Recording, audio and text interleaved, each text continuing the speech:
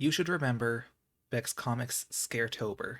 I've been wanting to start this You Should Remember series for a while, but I couldn't figure out what I wanted the first episode to be. A series telling people why a work, artist, or event is worth remembering? Where do I even start with that? Well, with my love of Halloween and my October push for content, the answer soon became obvious. I followed a few internet comics for some time, and one in particular caught my attention: Beck's Comics. Initially, her comics were pretty close in style and substance to most other Instagram comics. She posted the first one to the site in February of 2019, and then posted her first creepy comic in May of that year, though even that one was still largely comedic.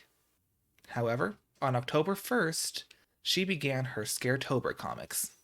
These were daily horror comics that were in no way comedic, and were black and white, four-panel comics told mostly from a first-person perspective. They ended once November came, and she resumed her standard comics. But this was not going to last. On April 14th, 2020, she posted a mixed horror and comedy comic. She posted what would become her last comedic comic on the 17th of that month, though even that one was about vampires. She then took a break until May 12th, when she posted her next horror comic, along with the announcement that she was going to be focusing on horror for the time being. She would post infrequently, but on October 2020, she kept up her new tradition and posted daily horror comics. They became one of my favorite parts of that month.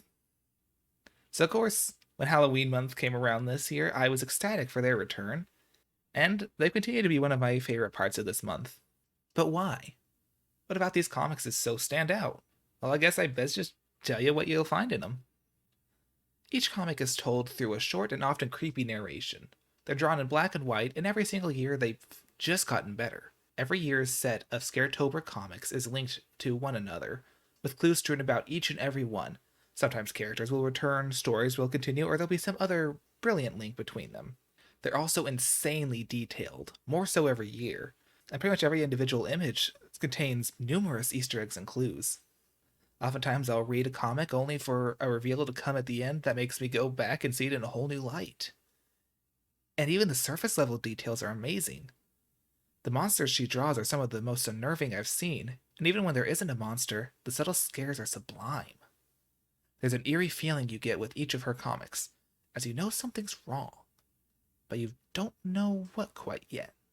I'll admit that more than once, I've had to look at the comments to find out exactly what was going on, but it's been worth it every single time. I would share one of them here, but honestly, they're best experienced firsthand.